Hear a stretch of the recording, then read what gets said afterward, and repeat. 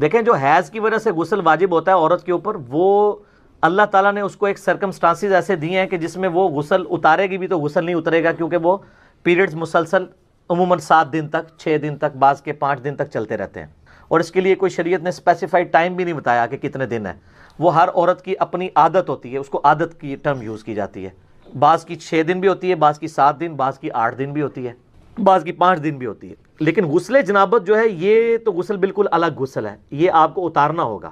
اگر حیض کی حالت میں جنبی والا معاملہ ہو گیا کسی بھی وجہ سے، ویسے تو حیض کی حالت میں مرد و عورت کا آپس میں ازدواجی تعلق حرام ہے، اگر کسی نے کر لیا تو وہ توبہ کرے گا، بڑا سخت معاملہ ہے، یعنی وہ انٹر کورس حرام ہے، وہ تو ابو داؤد ترمذی میں حدیث ہے، جس نے انٹر کورس کیا اس نے محمد صلی اللہ علیہ وآلہ وسلم کی شریعت کا انکار کر دیا، یہ بڑا سخت معاملہ ہے۔ لیکن بخاری مسلم میں یہ ہے کہ نبی علیہ السلام حالت حیض جب ہوتی تھی بیویوں کی تو ان کے ساتھ مباشرت کرتے تھے، مباشرت انٹر کورس نہیں، صحبت فرماتے تھے، اور اس میں الفاظ ہیں کہ وہ بیویوں کو حکم دیتے تھے کہ وہ تہمت باندھ لیں آزار بند سے، اور باقی حصے کے ساتھ نبی علیہ السلام مباشرت فرماتے تھے۔ اگر اس میں کوئی عورت اس ایکسٹریم پہ پہنچتی ہے کہ اس پہ غسل فرض ہو جاتا ہے جنبی ہونے کی وجہ سے، تو ایسی عورت پھر غسل جنابت ضرور اتارے گی۔ حیض والا غسل وہ ظاہر ہے، حیض والا غسل واجب ہی اس وقت ہوتا ہے جب وہ پاک ہوتی ہے، اس سے پہلے تو واجب ہی نہیں ہوتا، کرے گی بھی تو کسی کام کا نہیں، ویسے نہ آئے وہ علیحدہ بات ہے، لیکن جنبی والا غسل اس پہ اسی وقت واجب ہو گیا، وہ اس نے اتارنا ہے،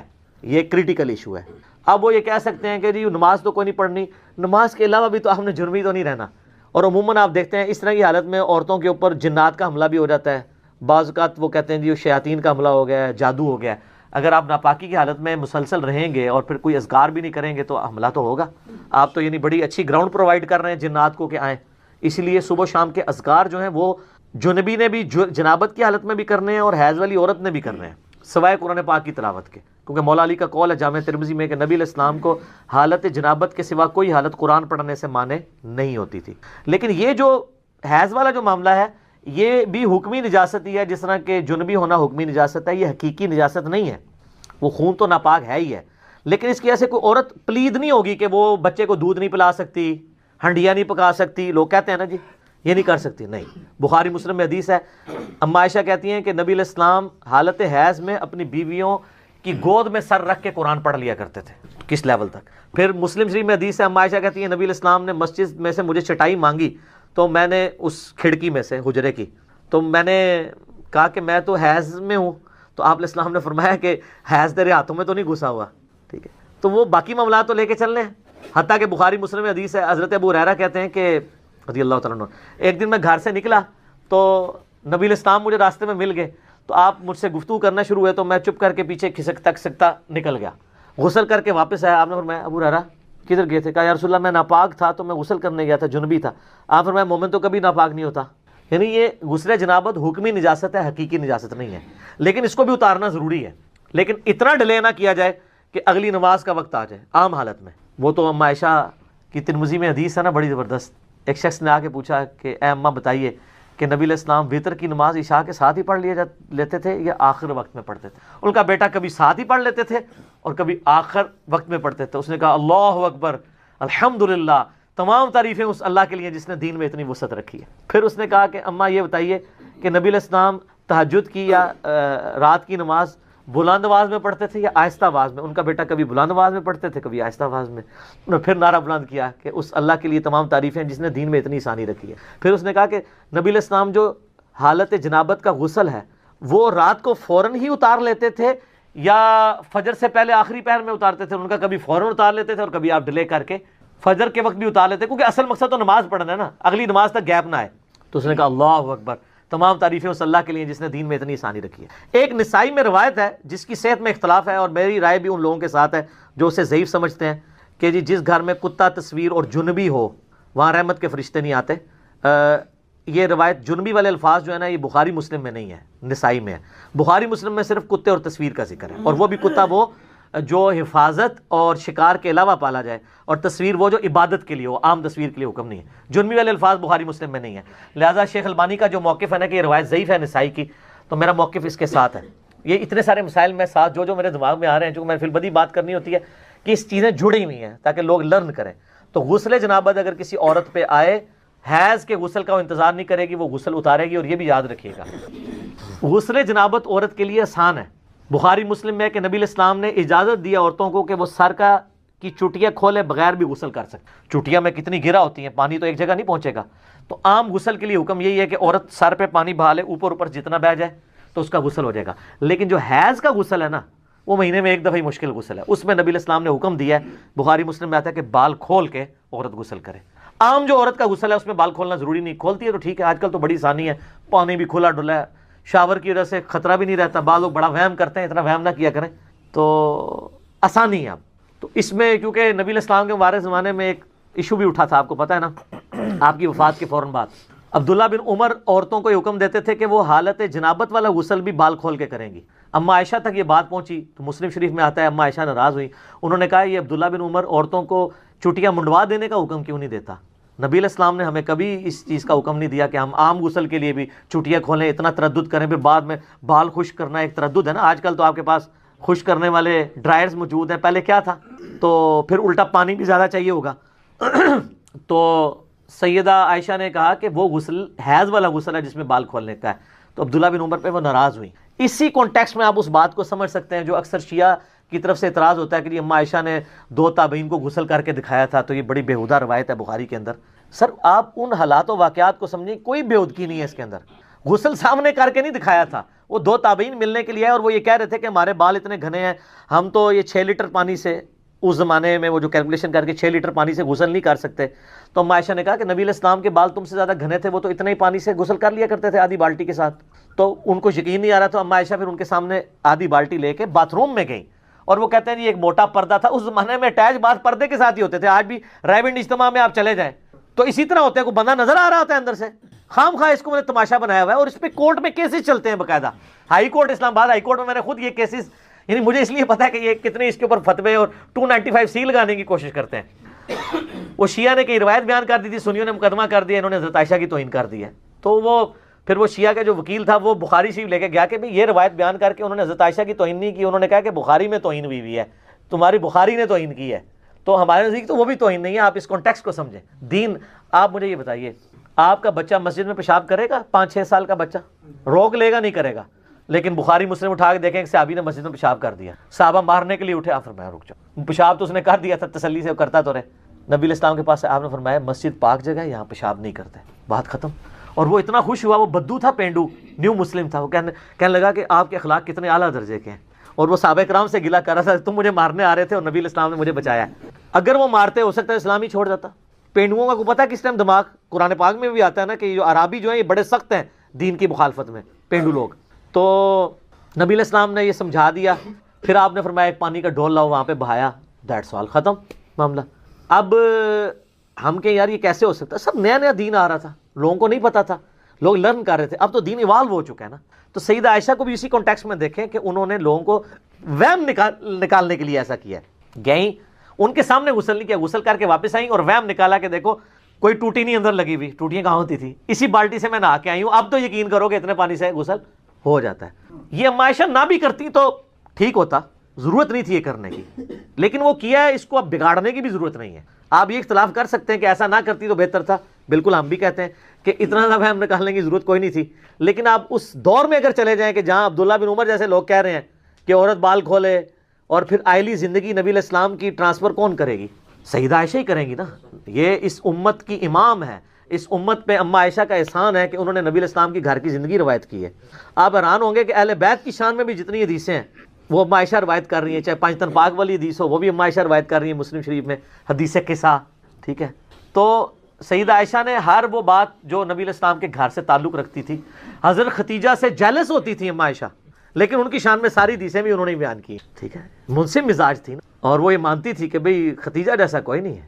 پھر میرے وہ رکت اجازت نہیں دے گی میں وہ حدیثیں بیان کروں، میں اسی پہ کنکلوڈ کرتا ہوں. ٹھیک ہو گیا جی. تو وہ غسل جنابت والا اتارے گی، حیض والا غسل اس کو الگ سے اتارنا ہوگا. البتہ حیض والی رات ہی اگر اس کے ساتھ ایسا معاملہ ہو جاتا ہے تو ایک غسل ہی دونوں کے لیے کفایت کر جائے گا، پھر 2 غسل نہیں کرنے ہوں گے. یہ بھی یاد رکھیے، جمعے کا دن ہو اور اس دن بائی چانس عید بھی آئی ہو اور بائی چانس آپ جنبی بھی ہوں تو آپ کو 3 غسل نہیں کرنے ہوں گے، ایک غسل تینوں کے لیے کفایت کرے گا. اس طرح ایک عورت جنبی تھی اور اسی دن بائی چانس اس کے پیریڈز بھی ختم ہو گئے تو تو اب وہ صبح اٹھ کے جب ایک غسل کر لے گی نا تو غسل جنابت بھی ادا اور حیض والا غسل بھی ادا. موجے لوگ تو کہتے ہیں جی علم دین آئے نا بندہ مشکل میں پھنس جاتا ہے. سر علم دین آئے تو شریعت بہت آسان ہو جاتی ہے. وہ اس لیے کہ سب کانٹیننٹ میں جو شریعت آپ کو بتائی گئی ہے وہ اتنی اوکھی کر کے بتائی گئی ہے کہ آپ سوچ بھی نہیں سکتے. یہ چیزیں ہے ہی نہیں تھی. ہم نے یقین کریں اسلامی بہنوں کو یہ بات بتائی ہے نا کہ آپ بچوں کی دیکھ بھال کرتی ہو, آپ تردد میں پڑھتی ہو, آپ نمازیں روزانہ جمع کرو, تو لوگوں نے نمازیں شروع کر دی ہیں کہ یار 3 ٹائم ہی وضو کرنا ہے نا. فجر کا کیا, زور اثر کٹھی پڑی, مغرب عشاء جس ٹائم ملے پڑھ لے. پہلے تو بیچاروں کو ٹینشن ہوتی تھی یار نماز قضا ہو جائے گی, او جناب وہ زور کا وقت نکل رہا ہے. انہوں نے بتایا زور کا وقت 12 بجے سے لے کے مغرب تک موجود ہے, جس ٹائم مرضی ٹائم ملے پیچ ملے میں پڑھ لوں. اور مغرب عشاء کا ٹائم غروب آفتاب سے فجر کا وقت شروع ہونے سے پہلے کسی بھی وقت پڑھ سکتی ہوں. بلکہ وہ تو 3 نمازیں بھی کٹھی, ملکین تو نہیں پڑھ سکتی وہ, لیکن 3 نمازیں کٹھی ہو سکتی ہیں. آپ فجر کا وقت داخل ہونے سے آدھا گھنٹہ پہلے اٹھیں اور اس وقت آپ مغرب اور عشاء پڑھ لیں, اور فجر کا وقت داخل ہوتے ہی فجر پڑھ لیں 3 نمازیں ایک وضو سے. سر دیکھو ساڈے اسٹوڈنٹ بزرگوں بھی چھوڑ گئے تھے, بزرگ عشاء دے وضو نال فجر پڑھتے سن, ساڈے اسٹوڈنٹ مغرب دے وضو نال فجر پڑھتے تھے. ہاں مغرب عشاء اور فجر پڑھ سکتی ہیں کیونکہ عورت پہ جماعت بھی کوئی نہیں ہے نا, ٹھیک ہے. اور ملکین کا میں نے ذکر کیا. ملکین یہ ہے جو اس اکیڈمی سے نکلی ہے, وہ یہ ہے کہ آپ مغرب سے آدھا گھنٹہ پہلے زور اثر کو جمع کریں, اور پھر جب آدھے گھنٹے بعد مغرب آئے مغرب عشاء, یعنی ایک وضو سے 4 نمازیں. تو آڈے بزرگ ایک وضو نال 2 نمازاں پڑھتے سن, عشاء اور فجر. سورۃ المائدہ میں سٹارٹ کے اندر ہی وضو کا طریقہ آیا ہے کہ چہرے کو دھویا جائے, اس کے بعد دونوں ہاتھ کونیوں تک, پھر سر کا مسا اور پاؤں کو دھویا جائے. بل یہ پاؤں کے مسے والا اختلاف بھی ہے اپنی جگہ. المصنف ابن ابی شیبہ میں موجود ہے کہ اکرمہ جو تابعی تھے ابن عباس کے شاگرد, وہ پاؤں پہ مسا بھی کر لیتے تھے. اس کو زیادہ جھگڑا نہیں بنانا چاہیے. تو یہ وضو کا طریقہ قرآن کے اندر آیا ہے. بخاری مسلم میں درجنوں احادیث ہیں, بلکہ مسلم شریف کے اندر تو 1000 سے زیادہ احادیث ہیں وضو, غسل, نماز اور طہارت کے مسائل کے اوپر. 1000 سے زیادہ. لیکن یہ آپ کو کہتے ہیں جی وضو کا طریقہ تو امام حنیفہ نے بتایا ہے, وہ تو حدیث کے اندر موجود ہے. تو آپ بخاری مسلم دونوں میں حدیث موجود ہے کہ نبی علیہ السلام غسل کیسے کرتے تھے. امہات المومنین نے روایت کی ہے کہ نبی علیہ السلام جب بھی غسل جنابت کرتے تھے تو آپ علیہ السلام غسل کرنے سے پہلے استنجا کیا کرتے تھے. اس کے بعد آپ علیہ السلام زمین پہ ہاتھ مار کے مٹی لیتے تھے. اس زمانے میں ظاہر صابن تو نہیں ہوتا تھا, اور مٹی اس جگہ پہ ملتے تھے جہاں پہ مری وغیرہ لگی ہوتی تھی تاکہ اس کو صاف کرتے. ظاہر وہ سمپل پانی سے تو صاف نہیں ہوگی. اس کے بعد آپ علیہ السلام, بخاری مسلم کے الفاظ ہیں کہ نماز کا سا وضو کرتے تھے, کلی کرتے تھے, غرغرے کے ساتھ سنت ہے, ناک میں پانی ادھر تک چڑھاتے تھے. اور وہ ابو داؤد میں الفاظ موجود ہیں کہ اگر روزہ نہ ہو تو پھر تو آپ اوپر تک چڑھائیں, روزہ ہو تو آپ بس نارملی جتنے ہے پانی ہے. اس کے بعد چہرہ دھوتے تھے, نماز کا سا وضو کرتے تھے, پاؤں چھوڑ دیتے تھے. اس کے اندر ایک حکمت تھی کیونکہ کیچڑ تھا, نیچے پانی جمع ہوتا تھا, اور اس زمانے میں لوگ شلوار نیچے سے نہیں پہنتے تھے, تہمت ہوتی تھی, نیچے سے پہنے تو کیچڑ پاؤں پہ لگ جائے. تہمت میں جو کر رہا ہے تو وہ تو اوپر سے پہن لے گا اور پاؤں اس کے کیچڑ والے ہوں گے. اور بخاری مسلم میں الفاظ ہے نبی علیہ السلام باہر آ کے پاؤں دھوتے تھے. آج کل ایسا نہیں ہے. آج تو ہم اس اسماعی سے گزر نہیں رہے, ہم تو ٹائلز والے باتھ روم میں ہوتے ہیں, ساتھ ساتھ پانی بہتا رہتا ہے, وہ پاک ہوتا جاتا ہے, نکل جاتا ہے. ورنہ تو ہماری مصیبت ہو جائے, ہم پہلے تولیہ باندھ کے باہر نکلیں اور پاؤں دھوئیں اور اس میں وہ چھینٹے بھی نہ پڑے پھر شلوار پہنے. اب تو یہ ضرورت ہی نہیں اندر ہی, تو آپ پورا وضو بھی کر سکتے ہیں.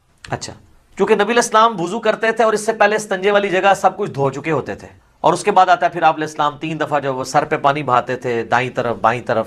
ذرا وہ غسل ہوتا تھا ایک برتن اور بالٹی کے ذریعے, تو وہ اسی طریقے سے ہی ہوگا. آج کل تو شاور ہے, مسئلہ ہی کوئی نہیں ہے. تو اس کے بعد آپ پاؤں باہر نکل کے دھوتے تھے, اور اسی وضو کے ساتھ غسل کے ساتھ وضو بھی شمار ہو جاتا تھا. لیکن یہ اس صورت میں ہے جب غسل کے دوران آپ کے ساتھ کوئی ایسا معاملہ نہ ہو جو وضو کو توڑ دیتا ہے.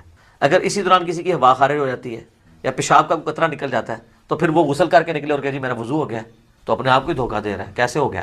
اس کو تو پھر اینڈ پہ دوبارہ سے وضو کرنا ہوگا. یا اسی دوران اگر شرمگاہ کو ہاتھ لگ جاتا ہے, اگرچہ اختلافی مسئلہ ہے لیکن کبھی دلائل اسی طرف ہے کہ نیکڈ اگر شرمگاہ کو ہاتھ لگ جائے, یعنی ڈائریکٹ پردے میں حائل ہو کے لگے وہ تو کوئی مسئلہ نہیں, ڈائریکٹ لگ جائے تو اس کا وضو ٹوٹ جاتا ہے. تو اس میں بہتر یہی ہے کہ احتیاط اسی میں ہے کہ آپ اینڈ میں دوبارہ وضو کر کے ہی باہر نکلیں, کیونکہ بعض اوقات ہاتھ لگ ہی جاتا ہے اور اتنا دھیان بھی نہیں رہتا اس طرح کے معاملات میں.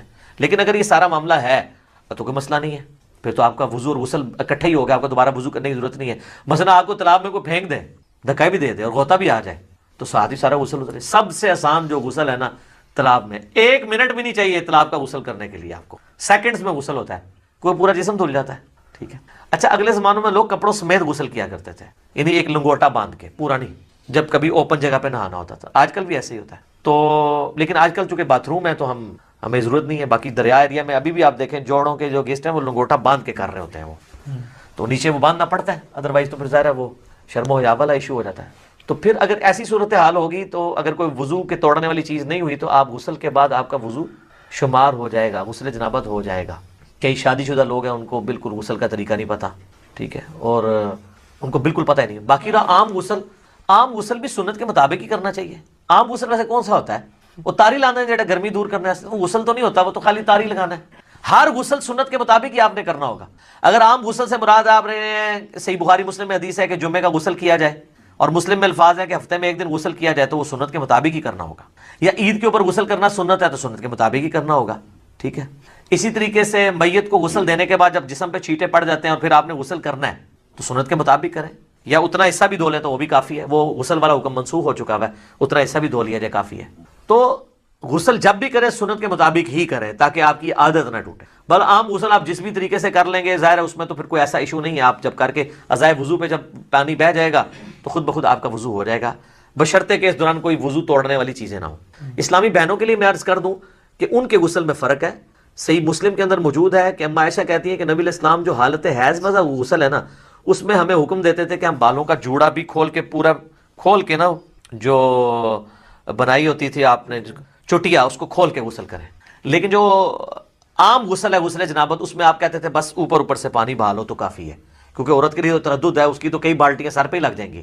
اس زمانے میں تو پانی بھر کے لانا بھی ایشو ہوتا تھا. آج کل والا صاحب تو نہیں اٹیچ بات ہے اور اوپر جو ہے وہ آپ کا شاور چل رہا ہے. تو اسی والے سے وہ سیدہ عائشہ کے پاس کچھ تابعین آئے بھی تھے، وہ مانتے ہی نہیں تھے کہ جی آدھی بالٹی سے کیسے غسل ہو سکتا ہے. تو عائشہ ان کے سامنے آدھی بالٹی لے کے گئی پردے میں موٹے کپڑے میں، اس وقت ذرا اٹیچ بات کپڑے والے ہی ہوتے تھے. ٹوائلٹس گھروں میں نہیں ہوتے تھے، گھروں کی چھت پہ ہوتے تھے یا باہر زمین میں، لیکن باتھ روم تو گھر کے اندر ہوتے تھے کیونکہ اس میں بدبو والا نہیں ہے، پانی بہ جاتا ہے. وہ کہتے ہیں جی سیدہ عائشہ نے غسل کر کے دکھایا، بخاری مسلم میں آتا ہے. تو میں نے اس کو بھی جواب دیا تھا، وہ انہوں نے ان کے سامنے نہیں کیا، ان کا وہم نکالا ہے کہ دیکھو اندر ٹوٹی بھی کوئی نہیں ہے، میں یہ پانی لے کے جا رہی ہوں، اسی سے غسل کر کے نکلوں گی.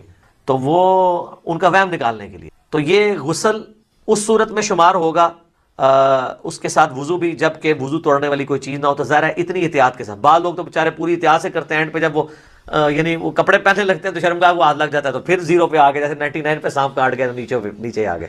تو بہتر یہی ہے کہ تسلی سے کر کے نکلیں، بعد میں آپ وضو کر لیں. اور اس میں کوئی غلوب والا شمار بھی نہیں ہوگا، ظاہر ہے کہ آپ اس اعتبار سے کر رہے ہیں.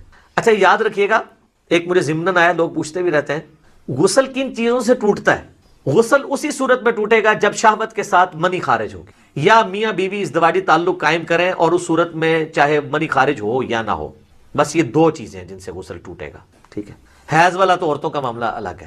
تیسری کوئی صورت نہیں. بعض اوقات پیشاب کرتے ہوئے منی کے قطرے نکل جاتے ہیں تو وہ شہوت کے ساتھ نہیں نکلے، اسے ودی کہتے ہیں، وہ منی نہیں ہوتی، وہ غسل نہیں توڑے گی. اسی طریقے سے بعض لوگ بیچارے پہلے غسل سے پہلے وضو کرتے ہیں، اس کے بعد جب سر پہ پانی ڈالتے ہیں تو ٹھنڈک کی وجہ سے پیشاب کے قطرے نکل جاتے ہیں، وہ سمجھتے ہیں آپ پیشاب نکل گیا پھر دوبارہ سے غسل شروع کرنا ہے. نہیں، پیشاب نکلنے سے غسل تو نہیں ٹوٹا، وضو آپ کا ضرور ٹوٹ گیا. تو وہ وضو تو آپ نے ویسے بھی اینڈ پہ دوبارہ ہی کرنا ہوگا احتیاطاً. غسل آپ اپنا جاری رکھیں. غسل کے دوران پیشاب کرنے سے، ہوا خارج ہونے سے غسل جہاں تک پہنچے اس کو آگے ہی لے کے چلیں، پھر 0 پہ نہیں آپ نے آنا، کیونکہ وہ غسل نہیں ٹوٹا، آپ کا وضو ٹوٹا ہے. تو وضو تو آپ دوبارہ بھی کر لیں گے.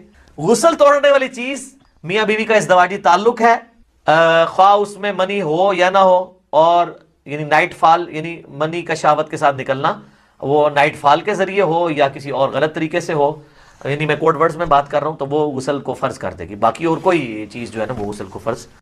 غسل کرتے ہوئے اگر ہاتھ پانی کو لگ جائے یا بوندیں چلی جائیں تو پانی ناپاک ہوگا؟ نہیں، پانی ناپاک نہیں ہوگا. پانی صرف اس صورت میں ناپاک ہوتا ہے کہ جسم کے جس حصے پہ گندگی لگی ہوئی ہے نا، اس گندگی والے حصے کو پانی ٹچ کر کے برتن میں چلا جائے. باقی جو جسم ہے وہ تو پاک ہے آپ کا. وہ جو آپ غسل کرتے ہیں وہ تو حکمی نجاست دور کر رہے ہیں، ورنہ تو اللہ کے بندو آپ تولیہ اٹھا کے لے گئے ہو اور آپ کے ہاتھ اور تولیہ گیلا ہو یا ہاتھ گیلے ہو تو تولیہ ناپاک ہو جائے گا؟ نہیں. تو بخاری مسلم کی حدیث ہے مومن کبھی ناپاک ہوتا ہی نہیں ہے. حضرت ابو ہریرہ کہتے ہیں ایک دن میں گھر سے نکلا، نبی علیہ السلام جا رہے تھے تو میں آپ کے ساتھ ہو لیا، تو مجھے فوراً یاد آیا میں جنبی ہوں. میں چپ کر کے کھسک کے غسل کر کے واپس آیا تو حضور نے فرمایا تم باتیں کرتے کرتے بیچ میں سے غائب ہو گئے، کدھر چلے؟ یا رسول اللہ میں ناپاک تھا اور میں غسل کرنے گیا. آپ نے فرمایا مومن تو کبھی بھی ناپاک نہیں ہوتا، جنبی ہو کے بھی ناپاک نہیں ہوتا. وہ ناپاکی جو ہے حکمن ہے، حقیقتاً نہیں ہے.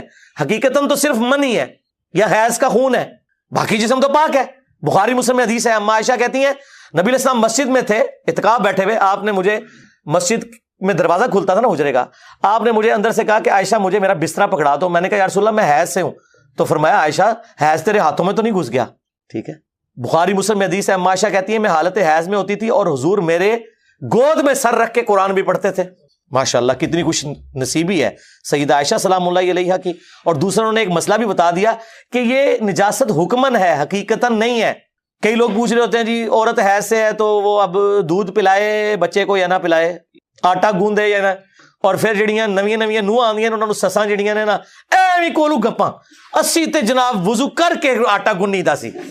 ہاں اسی تے اپنے جنیاں نو جڑا وضو کر کے روٹی پکا، تسی نماز نہیں کدے پڑھی ہوئی سی تے تسی وضو کر کے تے روٹیاں کھوا دے رہے ہو. ایویں روب پاڑے نماز بھی کدے مشکل نہ پڑھتے سوتے، اسی تے انج کری دا سی، خام کھا کے روب ڈالے ہوئے. بھائی نہ عورت نہ پاک ہوتی ہے، اسی لیے بخاری مسلم میں الفاظ ہیں، اما عائشہ کہتی ہیں کہ نبی علیہ السلام حالت حیض میں بھی اپنی بیویوں کے ساتھ ازدواجی تعلق قائم کرتے تھے. اچھا وہ منکرین حدیث اٹھاتے ہیں، کہتے ہیں تو قرآن کے خلاف ہے، قرآن میں تو آیا کہ عورتوں سے الگ رہو، تو حضور یہ کیا کرتے تھے؟ نعوذ باللہ. بھائی آگے موجود ہے، ام سلمہ کہتی ہیں کہ جب ہم حیض سے ہوتی تو نبی علیہ السلام اپنی بیویوں کو حکم دیتے کہ وہ ایک مضبوط کپڑا باندھ لیں تہبت کی جگہ پہ. یعنی وہ ازدواجی تعلق سے مراد انٹر کورس کرنا نہیں ہوتا تھا، سمجھ آئیے آپ کو. اور اس سے حضور نے یہ بھی امت کو بتا دیا کہ اس حالت میں یہ نہیں ہے کہ عورت کو بستر سے ہی لاگ کر دینا ہے، یہ اسلام کی تعلیمات ہیں.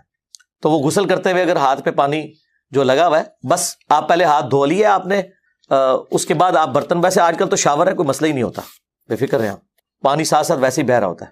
میاں بیوی کے تعلق کے بعد غسل میں دیر ہو جائے یا پانی بجلی کا مسئلہ ہو جائے تو کیا گناہ؟ نہیں کوئی مسئلہ نہیں، آپ تیمم کر کے نماز پڑھ لیں. اسلام بہت آسان ہے میرے بھائی، چھوڑ دیں.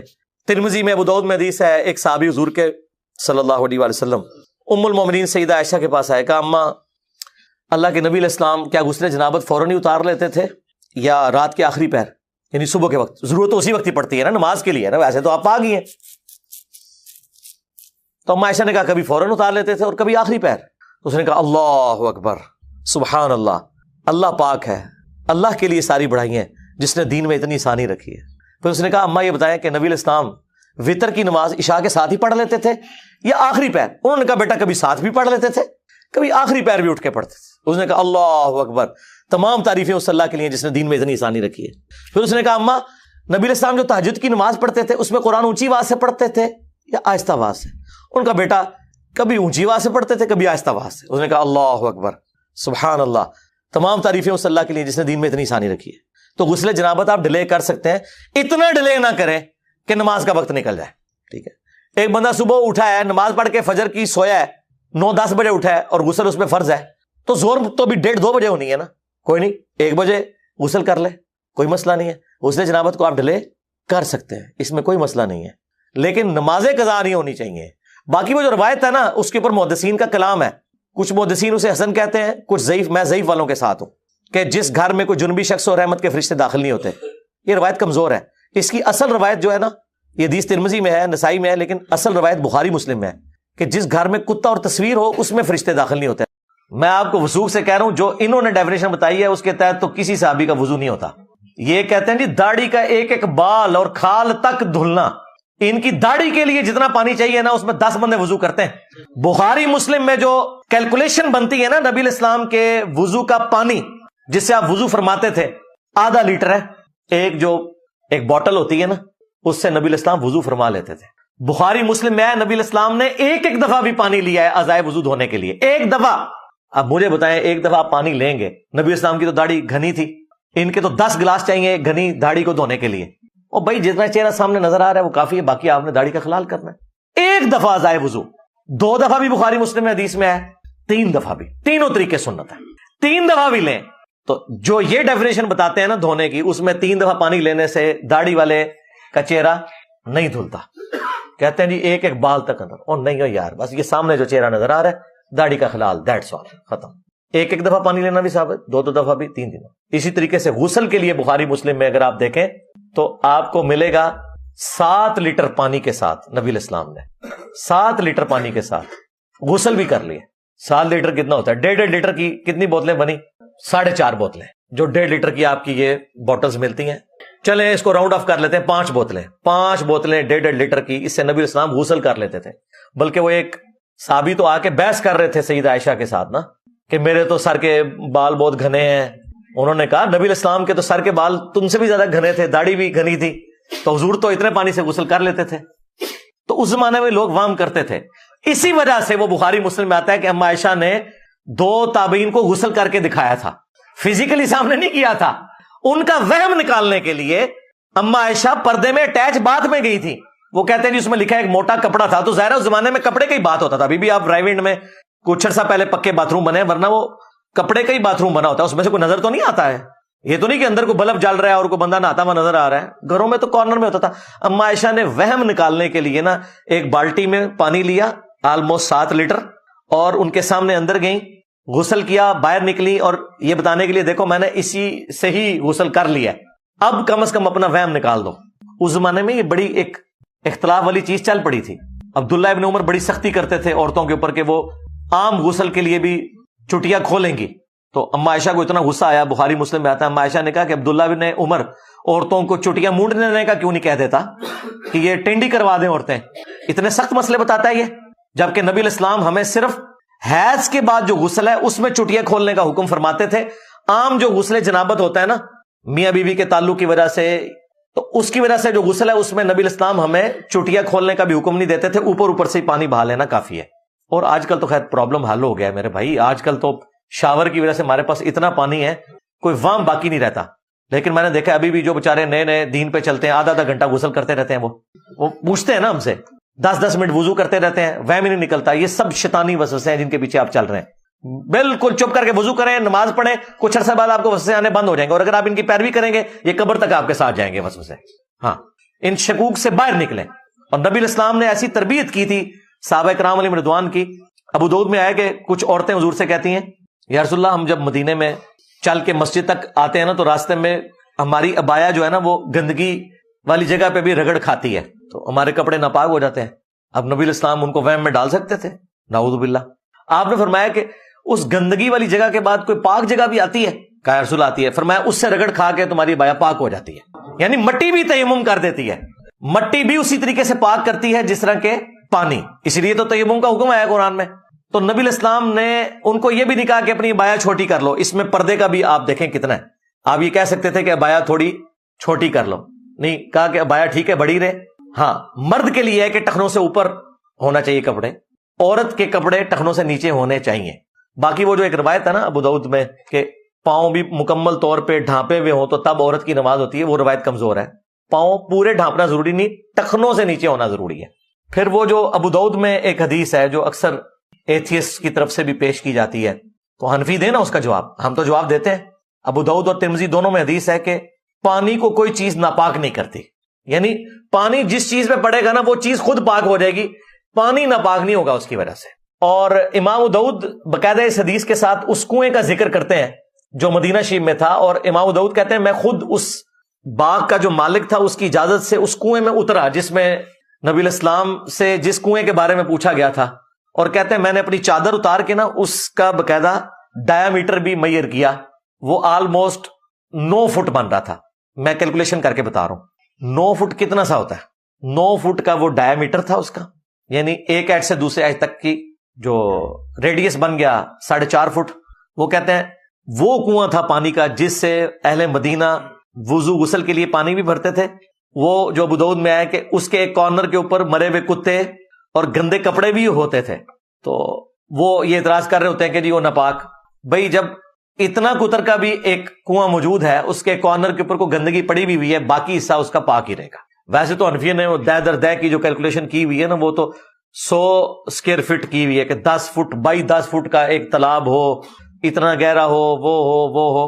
اللہ نے آپ کے لیے آسانی والا معاملہ کیا. اسی طریقے سے یہ راہ چلتے ہوئے جو کیچڑ والا معاملہ ہے، جب تک آپ کو وثوق سے نہ پتا ہو کہ یہ گٹر کا پانی اس میں شامل ہوا ہے اور وہ گندگی نظر نہ آ جائے، یہ سارے کا سارا پانی کیچڑ پاک ہے کیونکہ مٹی ہے. اس مٹی سے تیمم ہو سکتا ہے. کہتے نہیں ہمیں پتا تو نہیں. بھائی پاک ہونے کا یقین کرنا ضروری نہیں ہے، ناپاک ہونے کا یقین کرنا ضروری ہے. یہ آپ نے پوائنٹ نوٹ کرنا ہے. پاک ہونے کا یقین کرنا ضروری نہیں، ہر چیز اپنی اصل میں پاک ہے. بخاری مسلم حدیث ہے پوری زمین میرے لیے سجدہ گاہ بنا دی گئی ہے. ہاں، جو ناپاک جگہ ہوگی نا جس کا آپ کو پتا چل گیا کہ یہ ناپاک ہے وہ معاملہ الگ ہے. ادروائز عام حالت میں جتنی روڈ کے اوپر مٹی ہے یا راستے میں جو مٹی ہے، ہمارا تو سیوریج کا نظام بہت بہتر ہے. آپ ذرا ان زمانے میں لوگوں کی اہل مدینہ کی کیا حالت ہوتی ہوگی. وہ اتنی یعنی صفائی کا اہتمام کر سکتے تھے جتنا ہم آج کر لیتے ہیں. تو یہ دنیا میں اس طرح معاملات نہیں چلتے. لہٰذا اس طرح کے وہم میں پڑ جانا، بعض لوگ پاکی پلیدی کے مسائل میں اتنے پھنستے ہیں، پوری پوری ٹینکیاں خالی کر دیتے ہیں، نفسیاتی مریض بن جاتے ہیں. ہمیں لائیو سیشنز میں کئی بچیوں کے بھی باقاعدہ نیچے چیٹ باکس میں کوسچنز آئے ہیں، وہم کا شکار ہیں، کئی بچے وہم کا شکار ہیں. ان کے ماں باپ اللہ سے پریشان ہوتے ہیں کہ یہ بچے دین پہ چلیں، یہ پاگل ہی ہو گئے. وہ اس لیے پاگل ہوتے ہیں کہ انہیں دین کا علم نہیں ہے. اگر دین کا علم ہو میرے بھائی، ایک لوٹے سے بڑے آرام سے وضو ہو جاتا ہے اور پانی بچ بھی جاتا ہے. لیکن جو فقہ حنفی والوں نے آپ کو وضو بتایا ہوا ہے، ایک لوٹے سے نہیں، کم از کم 2 یا 3 لوٹے چاہیے. اور میں نے کتنے بڑے بڑے علماء کو دیکھا ہے وضو کرتے ہوئے، حنفیوں کے، کس طریقے سے وہ وضو کرتے ہیں. 2 3 کیا کئی لوٹے لگ جاتے ہیں. تو ٹوٹی کے نیچے تو وضو کرنا بہت آسان ہے. ہمارے پاس پانی اویلیبل ہے، آپ کی مرضی، 1 دفعہ اعضائے وضو دھوئیں، 2 دفعہ دھوئیں، 3 دفعہ دھوئیں، تینوں طریقے سنت ہے.